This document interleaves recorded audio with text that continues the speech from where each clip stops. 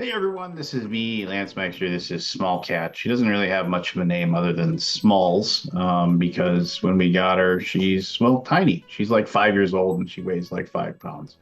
She's a pretty tiny cat. But anyway, I'm not here to talk about Small Cat, who this was one of her rare moments where she wanted attention. I'm here to talk about playtesting. So when I got started in the board game community, oh, she wants to go now. When I got started in the board game community, like playtesting was this thing where you'd always hear about, oh, this game's gone through 400 playtests, it's gone through 200 blind playtests, it's gone through whatever. And this idea that playtesting was to determine, basically whether or not a game was, what I thought was anyway, whether or not a game was worth playing. What actually playtesting is playing a certain portion of a game or playing a game over and over and over again until you get enough iterations where you believe you either A, find a lot of like the problems and the bugs in the actual game system to make sure that it actually works right, or and two, that like everything is balanced correctly.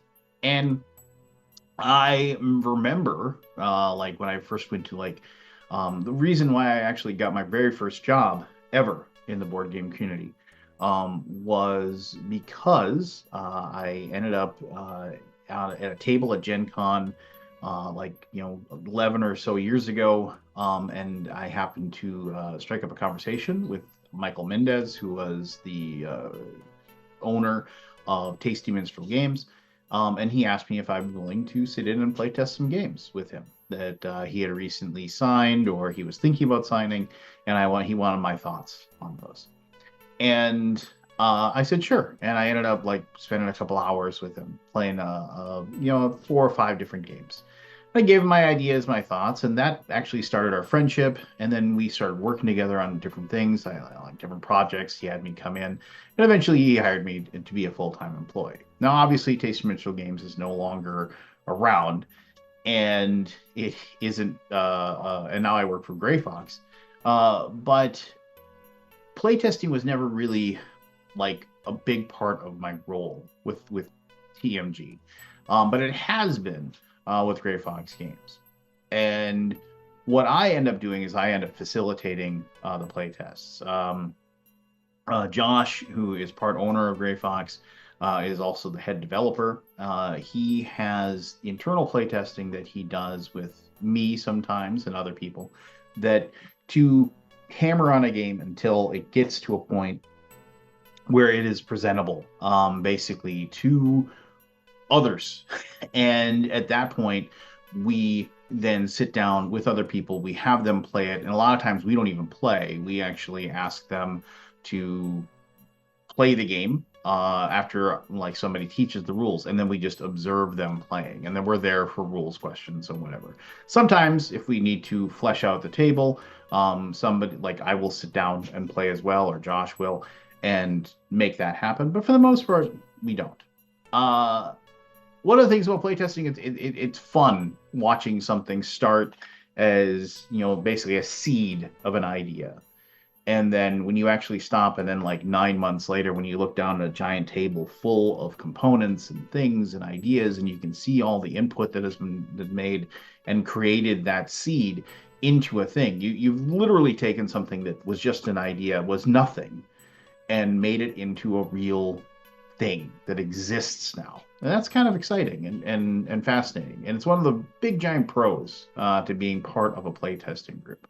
One of the cons about playtesting, and this isn't for like if you're you play like when you sign up I run our Discord, and we do most of our playtesting online now. And one of the cons, however, is that when a game gets published, like Last Light, for example, Gray Fox, I probably played that 100 times. Josh has played it more than that. Some of our main playtesters, played it that many times as well. Um, Last Light is a fantastic game. I love it. I love it to death. But I don't really get jazzed about playing it anymore. I mean, it's kind of like if you watch the same episode of the same show over and over and over and over and over again, you eventually don't want to watch that episode anymore. Same with a movie or whatever. It is difficult for me to get that excitement up to be able to want to play a game that I've played that many times. And that's kind of like one of the things about being involved in the board game industry as a whole, is that a lot of the aspects of playing games and being a board game enthusiast become very intermeshed into your work and your life, and you end up in a spot where you find yourself not enjoying the hobby as much. Now, there's aspects that you can enjoy, like when I see a game on a shelf at a game store that I know that I had a lot to do with it getting to there. I take a point of pride. I'm very proud of the fact that I've managed to work in the industry for over a decade and done a lot of good work in my opinion. But there are negatives as well. But regardless, the whole point of this conversation here, as I'm talking about, is playtesting is really, really, really important.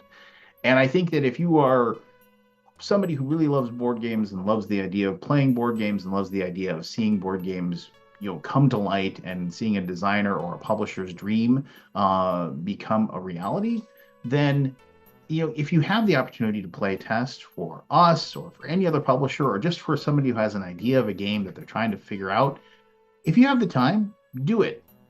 Give honest feedback, give good feedback, detailed feedback, and help that dream come a reality. And so then when it's your turn to look at a board game happens to be on a shelf, and you can see and you can go to the rule book and you can see your name listed in the rule book as a playtester, you can say, you know what? I helped make that board game come to life. So there you go. Couple things. If you're interested in playtesting for us at Gray Fox Games, please join our Discord community. That is where we do it. I'll have a link down below where you can click on that to join that. What are some games you play tested that eventually were published? What did you like?